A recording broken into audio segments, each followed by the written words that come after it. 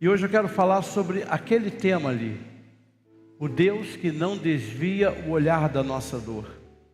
Irmão, nós estamos vivendo, o livro de Jó foi o primeiro livro escrito da Bíblia.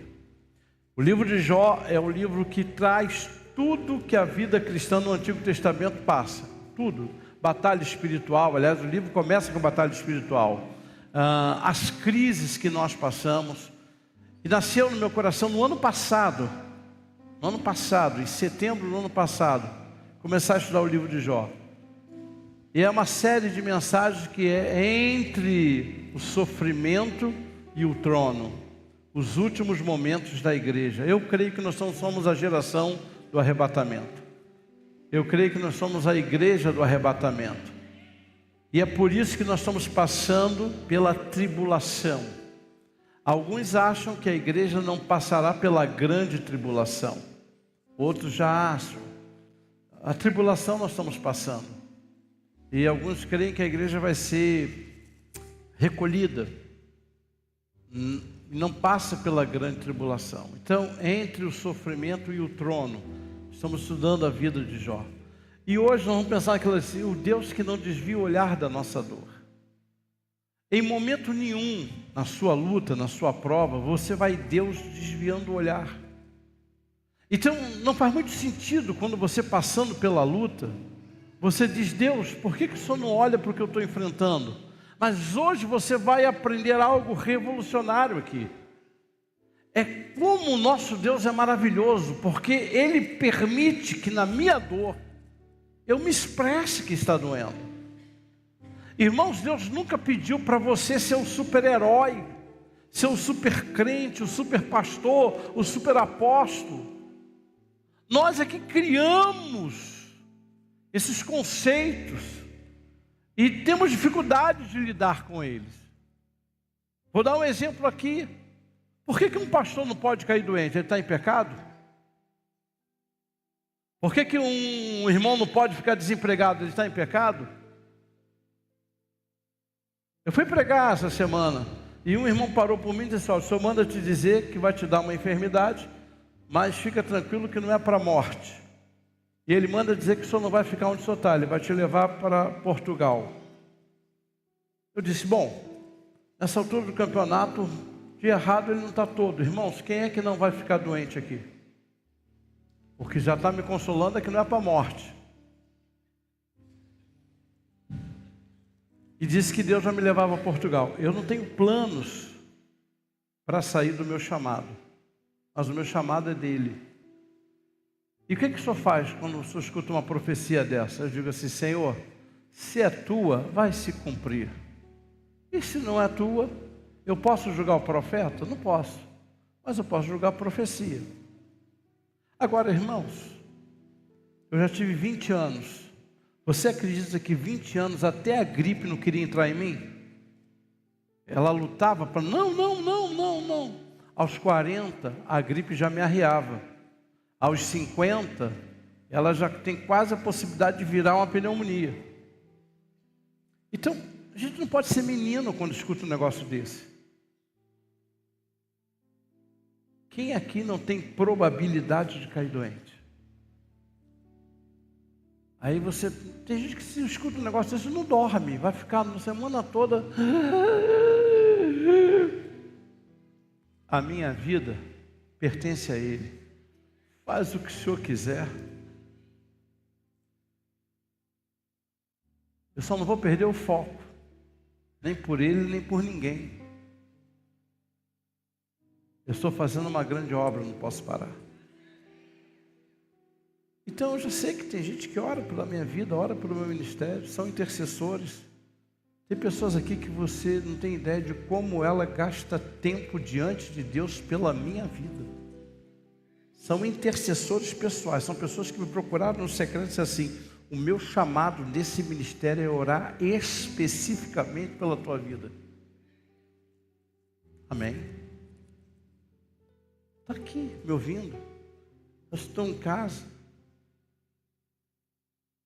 Elas têm um chamado só para isso. Então, irmãos, onde eu quero chegar? Deus não desvia o olhar da nossa dor. E lá no capítulo 7, de Jó, versículo 7, diz assim, a palavra de Deus: Yahvé não se afeiçoou a vós, nem vos escolheu para as... Estou lendo, estou procurando em Jó, deixa eu ganhar tempo ali. Ah, está aqui, já abri. Estou eu procurando Jó e estou lendo o Deuteronômio. Muito bem, agora sim, lembra-te, agora é Jó falando, lembra-te, ó Deus, de que minha vida não representa mais do que um sopro. Meus olhos jamais tornarão a contemplar a felicidade. Jó está falando isso. Agora, vamos construindo, só na leitura, para vocês aprenderem como é bom ler a Bíblia devagarzinho. Mas, perdão, ele diz assim: os que agora me observam, nunca mais me verão. Depositaste o teu olhar sobre a minha pessoa, já deixei de existir.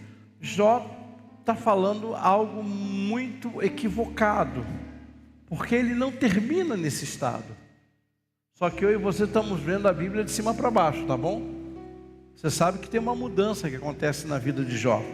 E aí ele continua aqui no versículo 9: da mesma maneira que a nuvem se esvai e desaparece, aquele que desce ao Sheol, a sepultura, jamais voltará a subir, nunca mais retornará à sua casa, à sua antiga habitação, não mais tornarão a vê-lo.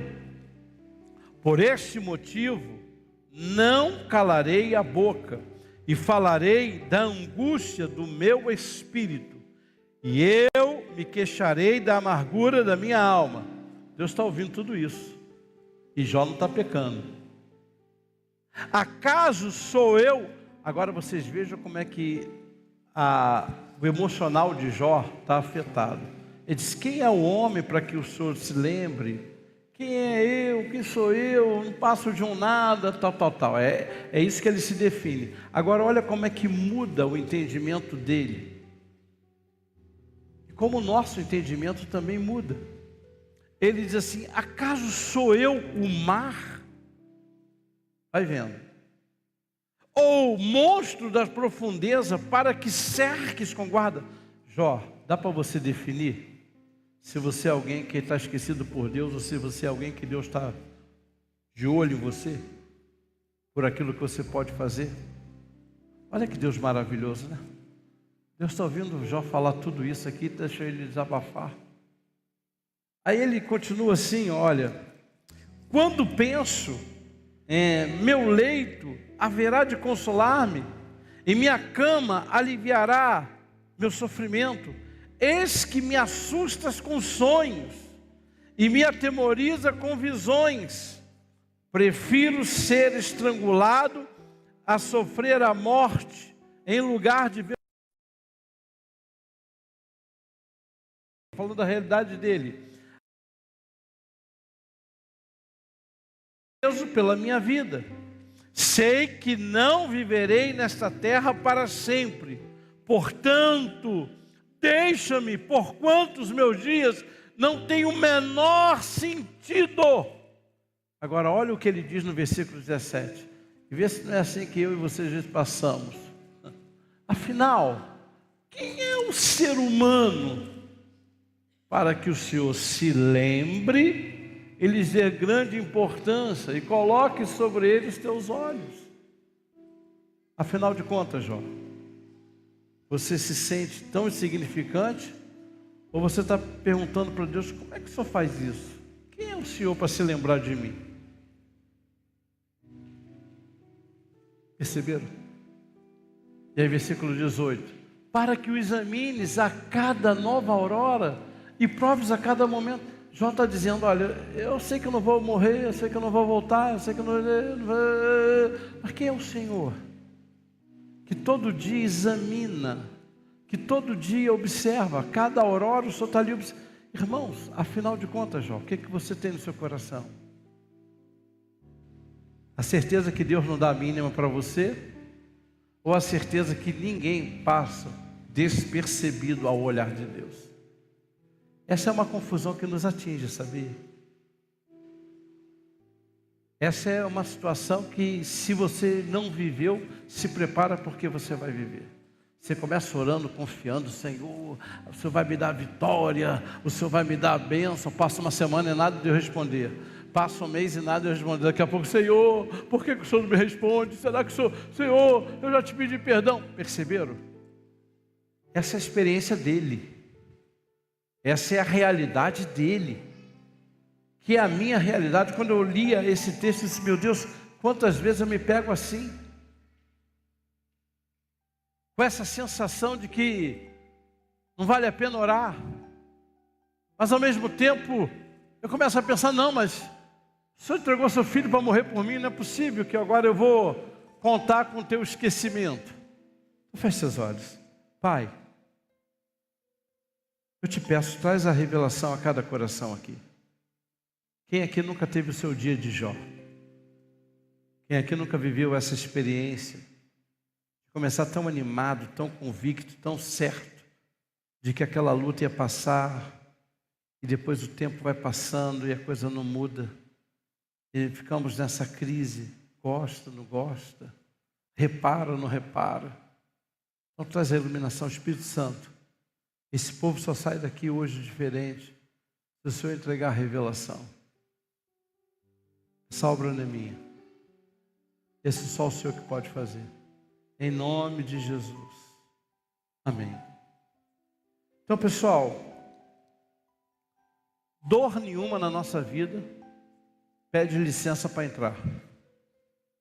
Eu nunca recebi um WhatsApp me dizendo que depois de uma semana eu teria uma luta, uma prova. Nunca, não sei você. Eu nunca vivenciei esse tipo de experiência. Todas as dores que entraram na minha vida, seja ela qual for, elas não pediram licença para entrar. Elas foram me atravessando. E acredito que ninguém aqui tenha tido essa experiência. Então, aquilo que de repente era certo, da noite para o dia vira estranho. Você já reparou que quando a pessoa cai doente, ela diz assim: olha, ontem eu estava bonzinho. Já viveu isso? Olha, apóstolo, ontem eu não estava sentindo nada, hoje acordei com essa dor no corpo, a cabeça parece que vai explodir. Quantas situações você e eu já vivemos nessa perspectiva exatamente aqui de Jó. Jó está aí, gente. E detalhe, né? Jó não teve ideia do que Deus achava dele. Quando você lê o capítulo 1, Deus dá uma palavra sobre Jó. Ele disse: Jó é um homem fiel, ele é um homem reto, ele é um homem íntegro, que se desvia do mal. O cara é crente, mais crente do que eu e você, e está vivendo esse tempo de dor, esse tempo de prova. E agora a gente olha para um Jó que ele está tentando sobreviver, irmão. É pancada em cima de pancada. Você já viveu isso? Que a única coisa que você quer é que a semana termine, porque foi uma pancada atrás da outra. Por isso eu falava hoje, eu estava lá ministrando na turma do DNA do Homem Integral. Irmãos, se você medir a sua vida por dia, você vai se decepcionar com Deus por semana, por mês. A vida do crente é medida por ano, assim como a vida dos nossos filhos e a sua. Imagina uma criança com 2 anos, ela consegue articular pensamentos, sim ou não? Não. Mas quando ela tiver 12 anos, porque não dá para imaginar uma criança que tem 2 anos e 1 dia, ela vai falar melhor só porque tem 1 dia? Claro que não. Então Jó está tentando sobreviver, gente, a tudo isso que ele está passando, a tudo isso que ele está enfrentando, fora os seus amigos. E aí, a frase talvez desse capítulo é essa: lembra-te, Deus. Como se fosse possível Deus esquecer. Deus esquecer. Mas o que essa frase está refletindo para nós? É que tem momentos na vida cristã que eu e você temos a sensação que parece que Deus se esqueceu da gente. Quem já viveu isso aqui? Levanta a mão assim. Ô apóstolo, eu já passei por isso. A gente ora e parece que Deus não responde, parece que Deus não fala. E aí então, Jó, aqui no capítulo 7, ele faz uma oração de uma transparência que é difícil de encontrar em nós mesmos. E que oração é essa, né? É muito importante, porque Jó vai abrir para Deus, para os seus amigos que estão ali, a amargura do seu espírito, a tristeza que ele estava literalmente vivendo. Então preste atenção, ouça isso. Deus não tira os olhos de você momento nenhum. Está feliz, Deus está olhando para você. Está doendo, Deus está olhando para você o tempo todo. Aliás, até mesmo quando a nossa vida parece não fazer sentido, meu Deus, que furacão é esse que eu estou vivendo? Pois é, Deus está ali, o mundo está, sabe, a coisa está girando em torno da tua vida, é luta, é prova, é problema, e Deus não tira os olhos de você. Ele sabe que assim como qualquer furacão, vai ter o começo, vai desbagunçar tudo, mas a vida vai recomeçar. Então eu queria começar pensando hoje, por que muitos acreditam que Deus se esquece quando nós estamos doentes, ou feridos, ou machucados? É aquilo ali, ó. Por que muitos acreditam que Deus se esquece da nossa dor? Tem um livro do pastor Caio Fábio, lá de trás, eu recomendo a sua leitura. O nome do livro é Está Doendo. E ele escreve esse livro para compartilhar as dores dele, baseado no livro de Salmos. Vale a pena ler. É muito bom. Vamos entender aqui, gente. Por que muitos acreditam que Deus se esquece da nossa dor? Por que tem momentos que você diz, pô, será que Deus está mesmo cuidando de mim? Olha ali, ó. Primeiro, porque quando a nossa dor se prolonga, nós perdemos a perspectiva da esperança. Não tem jeito. Se a sua dor se prolongar, a tua esperança vai colapsar. A minha esperança vai colapsar. Então fique tranquilo, ninguém aqui é mais crente do que ninguém. Eu não sou mais crente que você. Então preste atenção. Se a nossa dor começa a demorar, a nossa esperança, ela entra em colapso. É aquilo ali, ó. Lembra-te, ó Deus, de que a minha vida não representa mais do que um sopro. Os meus olhos jamais tornarão a contemplar a felicidade. Isso não é verdade, gente. Os olhos de Jó voltaram a contemplar a felicidade. Ele voltou a ter os 10 filhos, ele voltou a ter riqueza em dobro. Tudo que Jó perdeu, irmãos, Deus restituiu. Então, o primeiro efeito é essa falta de perspectiva.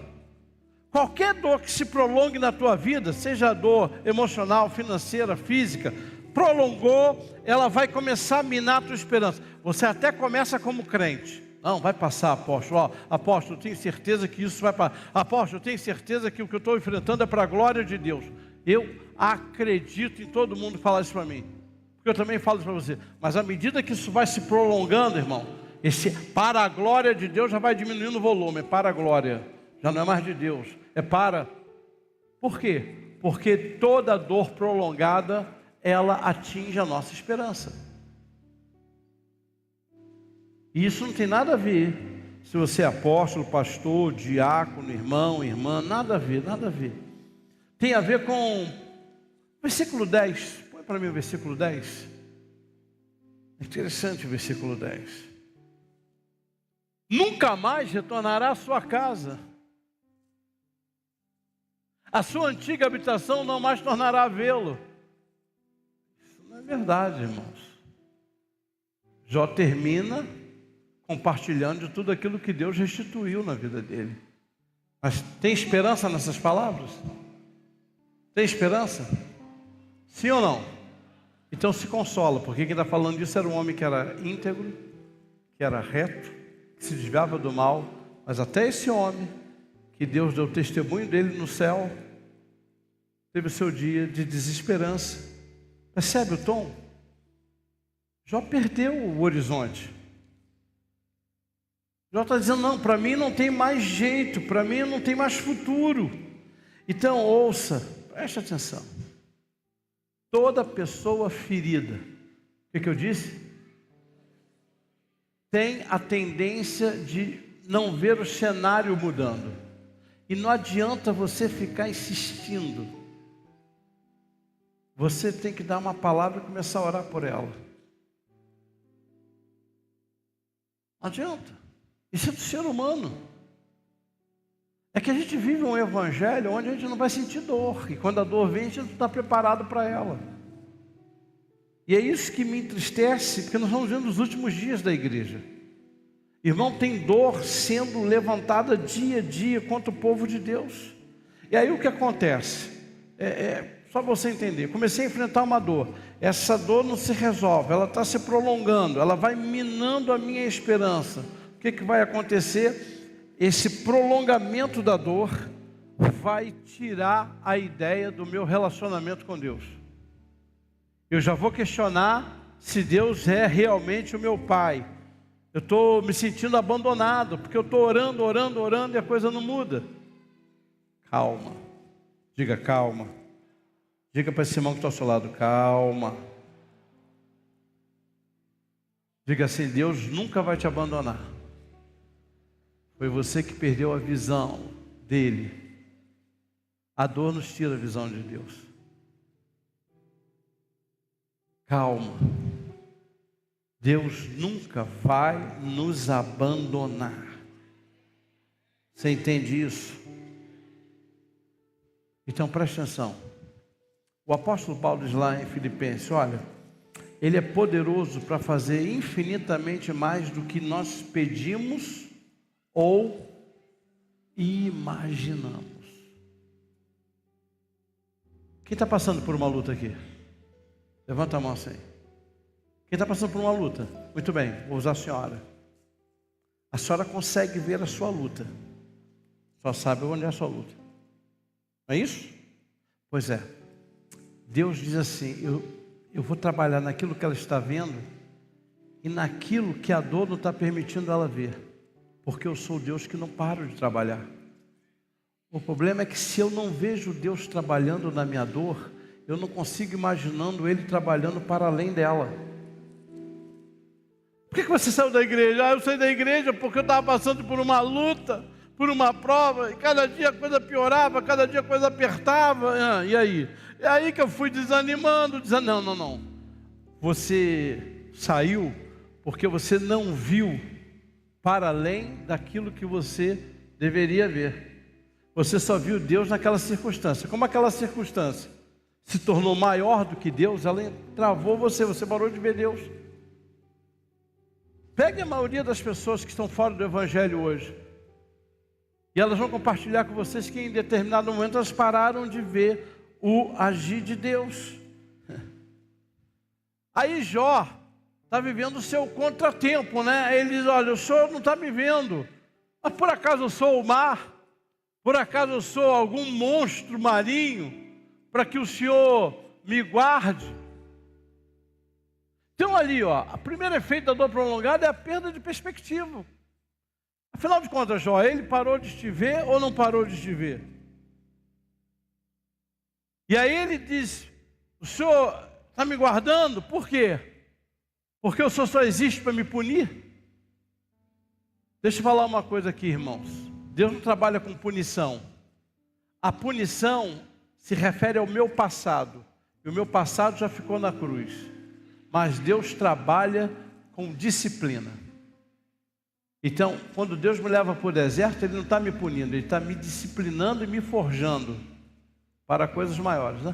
Eu acho que Deus está me punindo, eu acho que Deus está pesando a mão. O que Ele tinha para pesar a mão em você já pesou há muito tempo. Então Deus não trabalha com punição, porque punição me remete ao que eu fiz de errado. O que eu fiz de errado está lá na cruz. Agora, Deus nos disciplina, Deus nos reorienta. Tem coisa na sua vida que Ele vai reorientar você. Segundo, vamos lá, pode avançar. Por que muitos acreditam que Deus se esquece da nossa dor? Porque quando não conseguimos compreender a dor, interpretamos Deus de forma o quê? Quê? Vocês estão muito devagar, pelo amor de Deus. Acho que, Senhor, essa mensagem devia ser pregada numa outra igreja. Olha ali, quando você não compreende o momento que você está passando, há o perigo de você interpretar Deus de forma... O que é isso? Olha, eu sou filho de Deus. Se eu estou passando por isso e Deus não está fazendo nada, é sinal que Deus não é meu pai. Gente, vamos aprender algumas coisas aqui. O fato de você dizer que Deus não está fazendo nada é verdade? Não. É a sua percepção distorcida. Ah, mas como assim? Olha ali para o texto. A gente tem que ir para a Bíblia e estudar devagar. Jó diz: acaso sou eu o mar, ou o monstro das profundezas, para que me cerque com guardas? Jó disse: por que o senhor está fazendo isso comigo? Eu comecei dizendo que eu não sou nada, que a minha vida é um sopro. Que eu não tenho... Agora ele está dizendo: não, por que o senhor está me guardando? O que eu fiz para o senhor me tratar assim? Então toda vez que você estiver vivendo um momento de dor, que eu estiver vendo, nós vamos começar a fazer formulações dentro de nós, sem a direção do Espírito. E é por isso que tem gente que está desanimada, desistida, porque são formulações que não são verdadeiras. Espírito Santo, eu estou passando por essa dor, me ajuda a não desanimar. Ele disse: eu estou indo, mas virá aquele que vai explodir de poder em vocês. Estou indo e o Pai está enviando o Consolador. Irmão, se você não tem o Espírito Santo, realmente eu te entendo. Que era a crise de Jó. Jó não tinha o privilégio que nós temos. Jó não experimentou a ação do Espírito Santo vivendo nele. Então ouça isso. Jó está dizendo: eu sou o mar. Sou algum monstro para que o Senhor me cerque com guardas? Senhor, por que o Senhor está me tratando assim? Por que essa vigilância? Por que essa punição? Por que eu estou passando por tudo isso? Aí Jó começa a ver Deus como aquele Deus que pune, aquele Deus que vigia, aquele Deus que castiga. E a gente tem isso aí, isso é loucura. Às vezes o cliente passa por uma prova. Por que a gente não gosta de contar de problema um para o outro? Porque quando você conta que está dodói, está doente, logo vai aparecer uma... Ora, irmã, para ver se Deus não está pesando a mão. Tudo é assim, tudo Deus está pesando a mão, tudo Deus está batendo. Que Deus ruinzinho é esse que você serve? Ficou desempregado, vigia, irmão, ora aí, ó. Está dando mole, hein? Caiu doente, ei, irmão, vigia que tem alguma coisa de Deus aí. Isso me lembra a minha avó. Esses crentes, quando eu escuto isso, a minha avó, quando vê alguém com uma deficiência física, diz: meu filho, quando Deus marca é para não perder de vista. Alguém lembra disso lá dos seus avós? Pois é, tem crente que é assim: não, se está passando por um problema, é porque está aprontando, apóstolo, alguma coisa ele fez. É um prazer de falar isso, já reparou? Aí você vê que o cara, ainda bem que Jó foi escrito para a gente. Porque esse cara, gente, esse cara dá de 1000 a 0 eu e você. O cara é íntegro, o cara é justo, o cara é reto. Ele está fora de todos os padrões possíveis para ser apenado, castigado, punido. Deus deu testemunho desse cara aí. Ele é íntegro, ele é reto, ele se desvia do mal. Deus falou isso para o céu. E nem por isso ele impediu que Jó passasse pela luta, pela dor. Então escute, se você está aqui passando pela dor, pela luta, pela prova, isso não te faz menos filho do que ninguém. Aquele que está vivendo o seu momento é excepcional, maravilhoso, divino com Deus. Isso quer dizer que o Pai não tira os olhos de você e pode esperar, porque essa luta vai passar e vai ter muito testemunho sendo dado a teu respeito. Ah, meu Deus, se tivesse...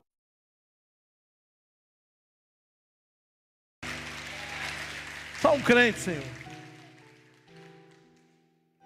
Então diga assim: Deus, o Senhor nunca vai deixar de ser bom, porque eu estou atravessando um momento mau.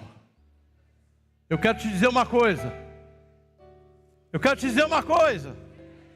O Senhor é bom o tempo todo. Todo o tempo. O Senhor é bom. Ah, mas no filme, né, apóstolo? Saiu do cinema falando isso para todo mundo. Deus é bom o tempo todo, Deus é bom. Passou uma semana, já mudou a perspectiva. Deus é bom. Mas não é o tempo todo, né, apóstolo? As 2 semanas, Deus nem é bom, nem o tempo todo. Entenderam? A tua situação não define, nem muda o amor de Deus por você. Ele está aqui dizendo para você isso. Não me julga pelo teu momento, porque eu não desisto de você. Mas vamos lá. Por que muitos não acreditam? Querido, porque quando a nossa alma se cansa, nós confundimos prova com rejeição. Irmãos, todo crente passa por prova. Disso o quê? Você tem que entender o que é prova e o que é tentação. A Bíblia diz que Deus não tenta ninguém. O diabo te estuda e me estuda. Aí o diabo vê naquele dia lá que o camarada brigou com a esposa. Ele chega no trabalho, a colega de trabalho nunca reparou nele. Assim, você está diferente, está com o semblante meio assim, fechado. Eu briguei com a minha esposa. Aí o diabo já vai e coloca na mente dela. E ela fala para você assim: ah, não acredito, você tem uma esposa que briga com um homem maravilhoso como você, ela só pode ser doida. Meu irmão, tu arrupia, ó. Eu duvido se você não começa, ó, a suar. Aí o que acontece? A tentação começa a gerar em você o desejo de ouvir aquela voz. José passou por isso. Irmãos, a mulher de Potifar devia ser um mulherão. Aquela mulher se tratava com um creme do Egito. Toda bonitona. Vocês acham que quando ela puxou a roupa de José, o cara não tinha sunga, não tinha short naquela época. Ficou peladão. Viu aquela mulher nua, só ele e ela. Você acha que ele fez o quê? Ele parou para orar? Está repreendido. Vamos orar. A Bíblia diz que ele correu. Por que você cai na tentação? Porque você quer ser crente na hora errada. Tentação não se confronta, tentação se corre. Tentação não se... Tentação... Vou orar. Deus, tira essa mulher maravilhosa da minha frente.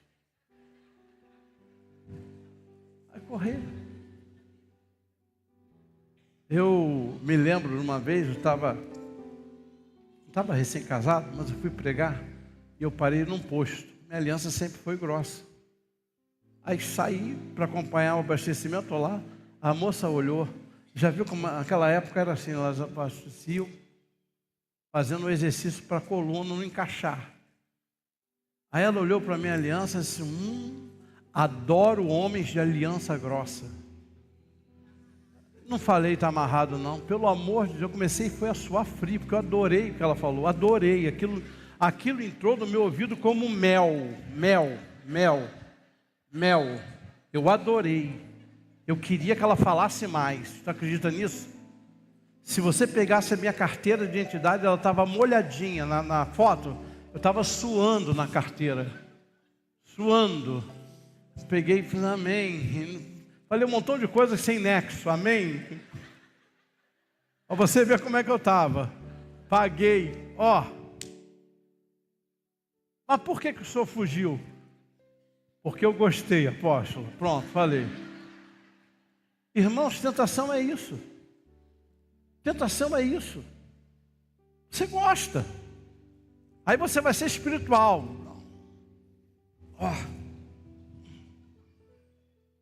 Eu sei onde parar.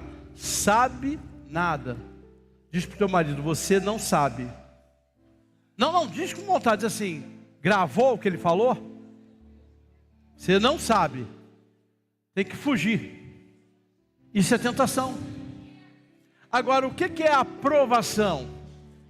Diferente da tentação, a aprovação ela vem e se instala. Porque a tentação ela provoca o prazer da carne. E a aprovação provoca a dor na carne. Então, doeu, provação. Ficou arrupiado, é o quê? Está vendo? Se não aprender desse jeito, não vai aprender nunca mais. Doeu é o quê? Doeu. Ficou arrepiadinho. Hein? Mexeu com os peitinhos. O que é?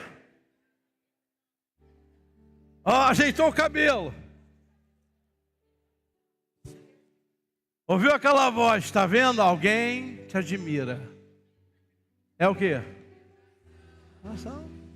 Isso para as mulheres também.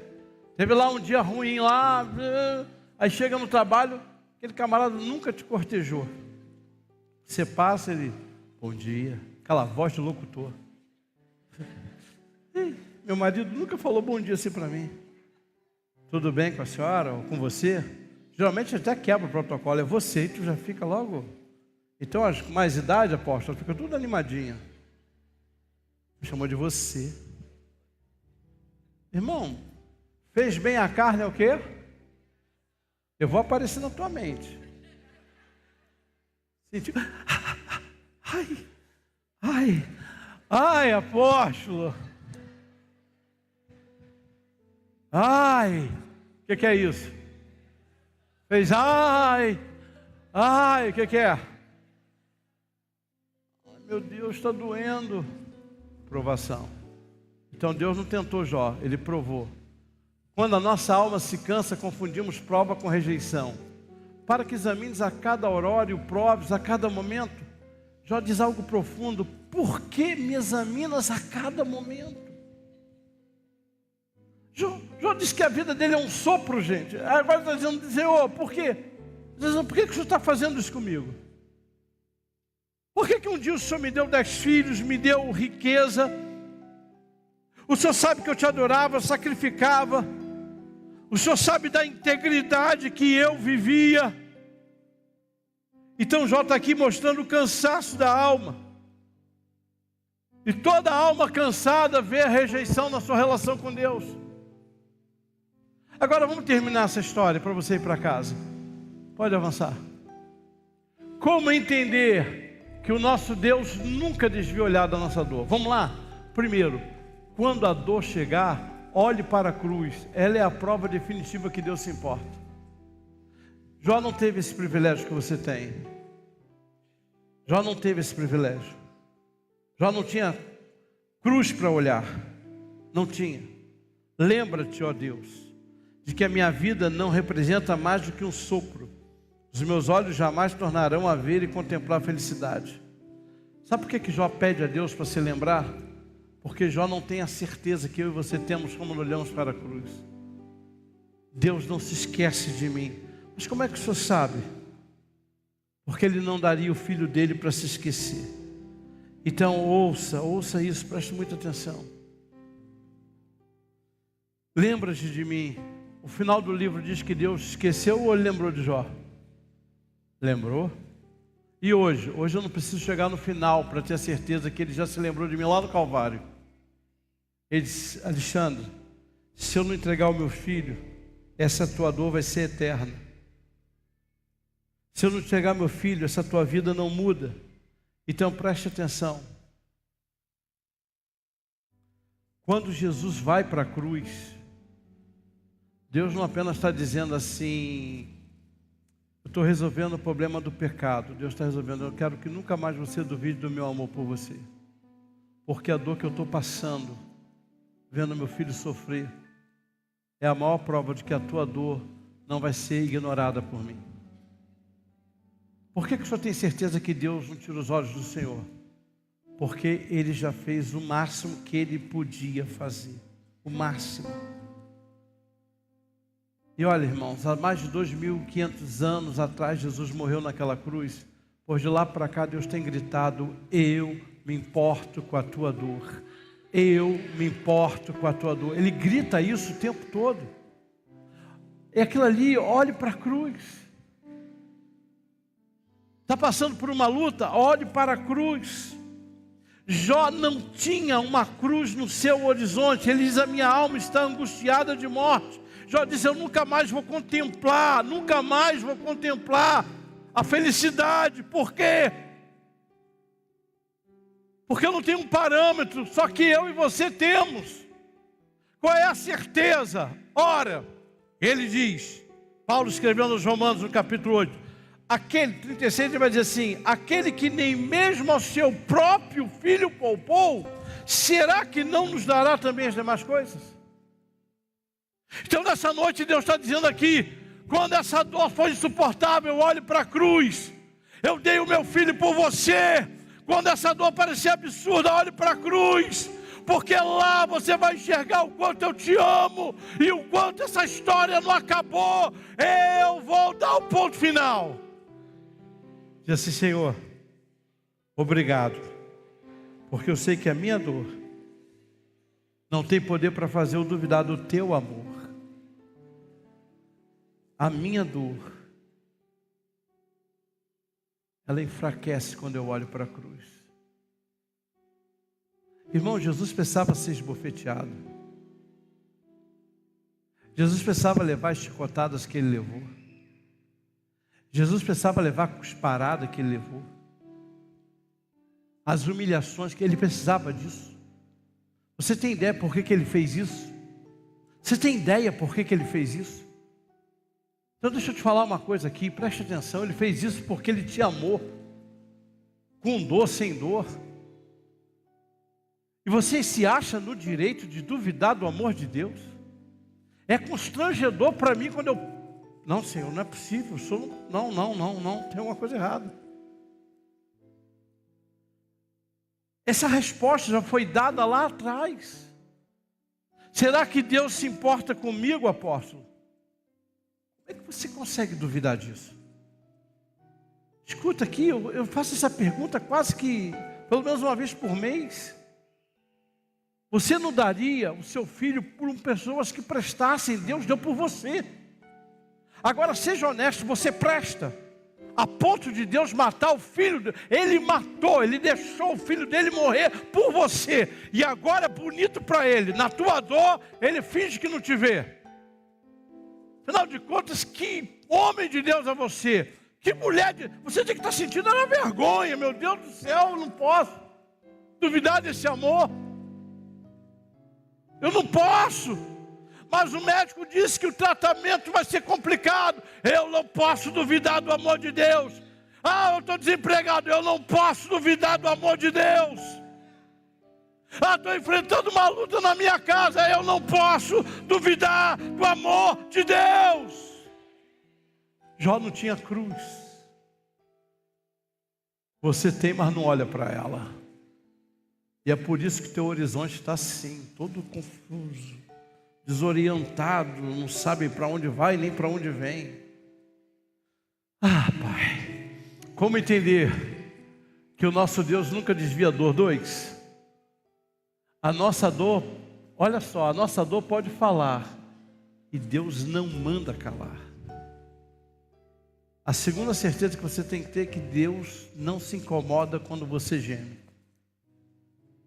Deus não manda. Escuta, eu me lembro, eu era seminarista e morreu um membro lá na igreja Batista Cordovil. E nós fomos no velório, a esposa estava chorando. Aí meu pastor chegou perto da irmã e disse assim: irmã, não chore, esse homem está na presença de Deus e não há presença melhor do que essa. Ele falou mentira? Hã? Por isso que ela estava chorando, porque não ia ter mais ela na cama com ela. Ela estava chorando não é porque estava na presença de Deus, não, é porque ela não ia ter mais alguém para abraçar, para beijar, para apertar as carninhas,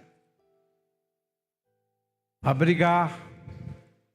Por isso que ela estava chorando.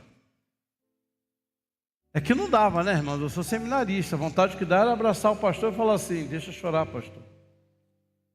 Ela está chorando exatamente por isso. Então ouça, não é vergonha nenhuma você dizer para Deus: Deus, está sofrendo, estou gemendo. Eu falava hoje lá, vou sentar aqui um pouquinho, os homens, sabe qual é o nosso problema? É que a gente pede a Deus de maneira genérica. Falei lá com eles, Senhor, essa semana eu preciso de uma bênção financeira. Que bênção financeira você precisa exatamente? Um investimento? É dinheiro? De quanto você precisa? Você já sabe? Então por que você não é específico para Deus? Deus, essa semana eu preciso de R$1.000. Eu tenho certeza que você já tem aquele caderno lá de oração e você anotou para essa semana R$1.000. Você está ali orando. O problema é que a gente tem vergonha de conversar com Deus sobre a nossa dor. Deus está doendo. Deus, eu não estou aguentando ficar sozinha, eu quero um casamento. Deus, eu não estou sabendo lidar com essa situação na minha casa. A gente quer fingir para todo mundo e fingir até para Deus. Já reparou que você não tem humildade para dizer para Deus aonde está doendo? Porque a gente escuta a mensagem que o tempo todo você tem que superar, ser forte, romper limites. E a gente vai internalizando isso. E isso vai gerando dentro da gente uma soberba. Que graças a Deus já não tem. Eu acho lindo. Gente, olha o versículo 7. Por este motivo não calarei a boca. Eu vou falar para Deus daquilo que está angustiando o meu espírito. Eu vou fazer a minha queixa da amargura da minha alma para Deus, que é diferente de murmurar. Na murmuração você diz que Deus está provocando. Aqui você diz, Deus, está doendo. Deus, está complicado. Jesus, o Senhor disse, e está na tua palavra, que iria ao Senhor todo mundo que estivesse sobrecarregado, e o Senhor aliviaria. Jesus, eu quero ir ao Senhor. Eu quero ir ao Senhor. Nós temos que aprender, irmãos, algumas orações da Bíblia. Aliás, tem até uma Bíblia que eu compro Bíblias. Eu tenho uma fissura por Bíblia. Então saiu uma Bíblia da editora Ragnos, que é uma Bíblia que ela transforma os textos bíblicos em orações. Então é como se eu estivesse lendo em forma de oração. Achei muito interessante. E não está caro não, vai ficar caro porque vai sair todo mundo comprando. É interessante essa Bíblia. É uma Bíblia orada, da editora Ragnos. Aqui, irmãos, nós temos que aprender a fazer as orações que estão ali na Bíblia. Davi diz, até quando, Senhor? Até quando? Até quando isso? Até quando aquilo? Então preste atenção, aprenda a orar a palavra. Aprenda a orar a palavra. Os salmos são orações, eu não sei se você sabe disso. Então, eu tenho dias que para a gente não ficar na monotonia, eu pego um salmo e coloco na primeira pessoa. Até quando, Senhor, eu ficarei assim? Até quando, Senhor, eu? Senhor, olha para isso, olha para aquilo. E eu trago como se fosse a minha oração. E eu peguei um salmo. Por quê? A nossa dor pode falar. Deus não mandou você ser um supercrente do Cian. Deus está dizendo assim, minha filha, bota para fora. E aí, olha o que esse homem fala. Eu não vou me calar. Eu não vou fingir que está tudo bem na minha vida. Não, eu falarei da angústia do meu espírito. Eu vou me queixar da amargura da minha alma. Essa noite Deus está aqui dizendo isso. O que eu acho lindo é que Deus dá para você hoje. Diga assim, Deus me ama. E Ele permite que eu expresse a minha dor. Mas o orgulho não deixa, eu falo a verdade. Já disse isso aqui para vocês. Tem um momento na minha vida que eu só fico ali chorando e pedindo misericórdia. Que oração mais louca. É que eu não tenho força para falar. Misericórdia, Senhor. Misericórdia. Misericórdia. Mas a gente agora está vivendo esse tempo de não, bom não chora. Sabe, o problema hoje dos crentes é que eles estão carregando um fardo duplo. Que fardo duplo? Estão sofrendo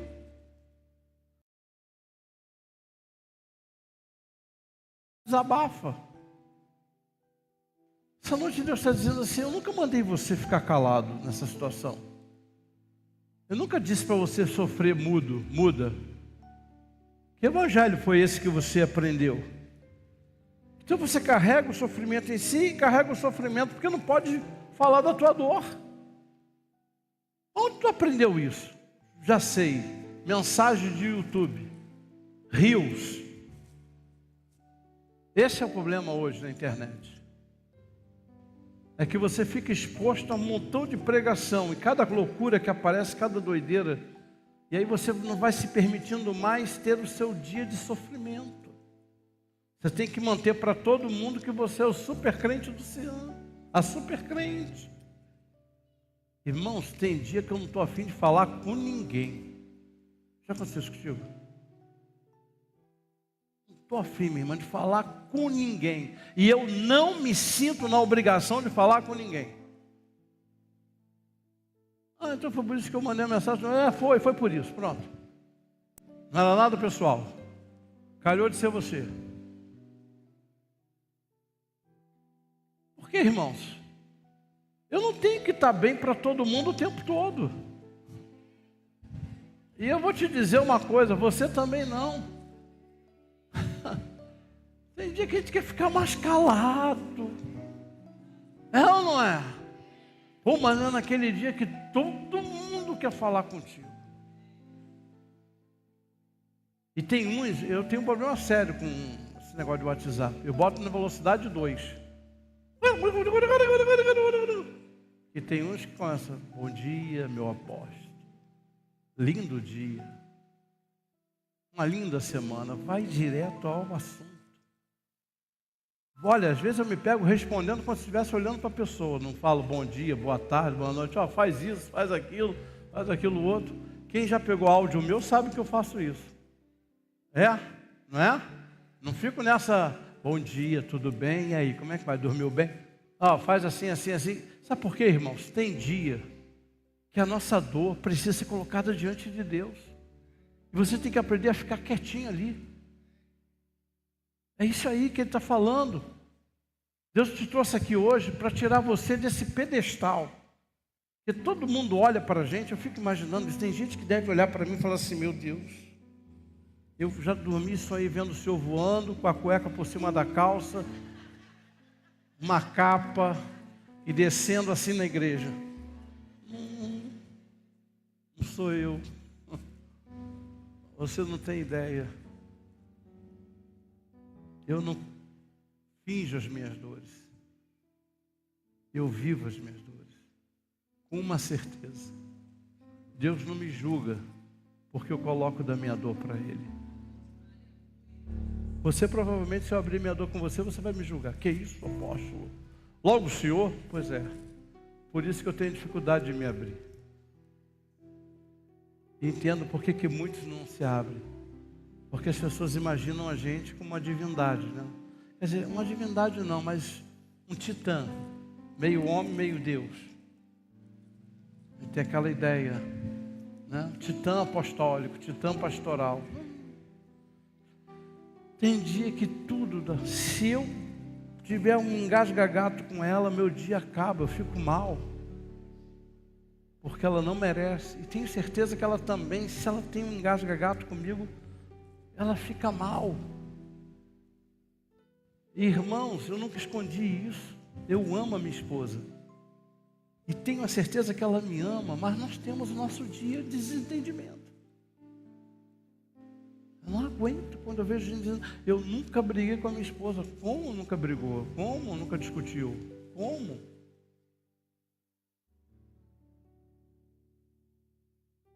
Quem dera que eu tivesse isso. Não tenho. Tem dia que eu estou lá mais exasperado com a Maria Clara, perto daqui, a Mariana e o Davi.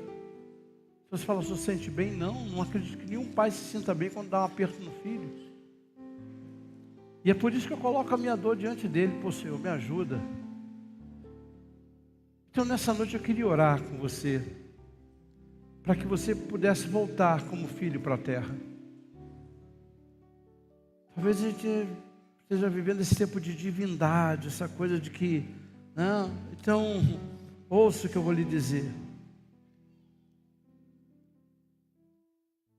Jó é na Bíblia um dos poucos que diz: Jó é meu servo.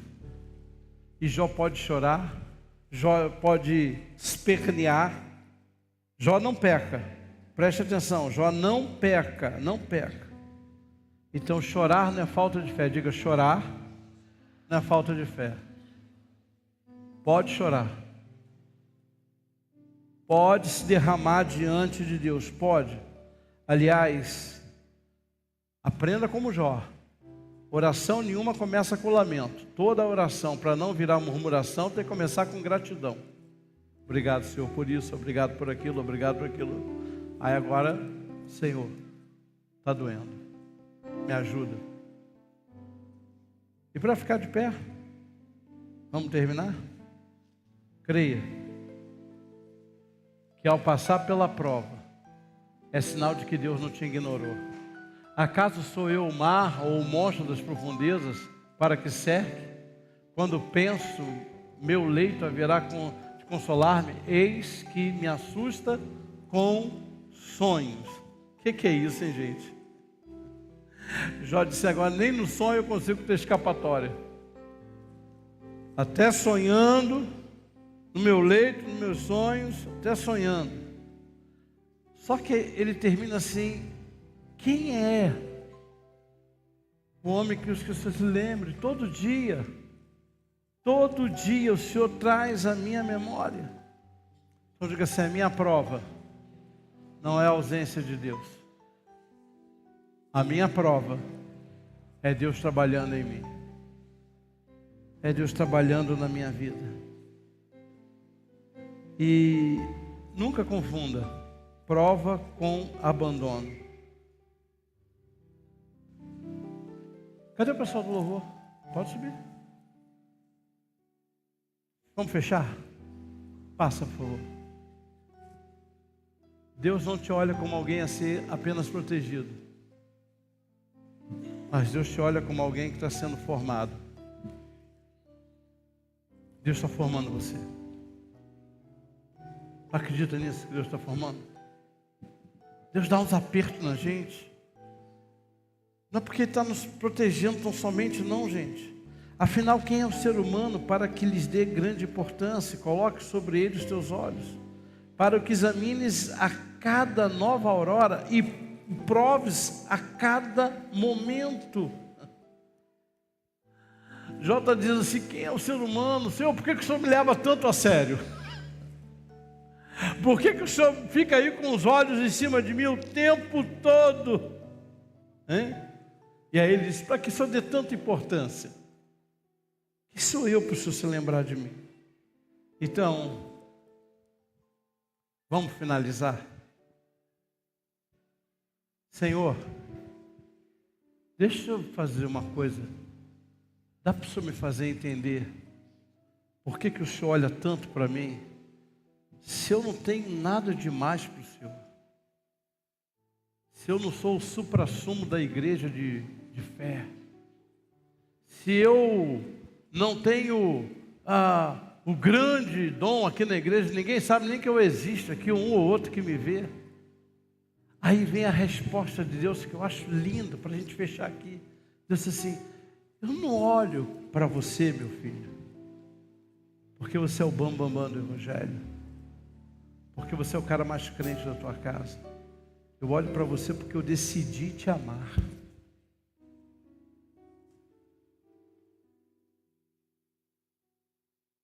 Ele decidiu amar você, por isso que Ele olha para você igualzinho a ela. Ela está visitando hoje, você aqui há anos.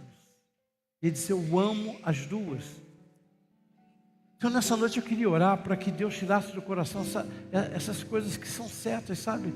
Deus está pesando a mão, Deus está punindo, Deus está me disciplinando. Não. Ouça isso, preste atenção. A tua importância para Deus não nasce pelo que você é, nem pelo que você faz. A tua importância para Deus nasceu no coração dEle. É uma escolha dEle, não é mérito, é graça.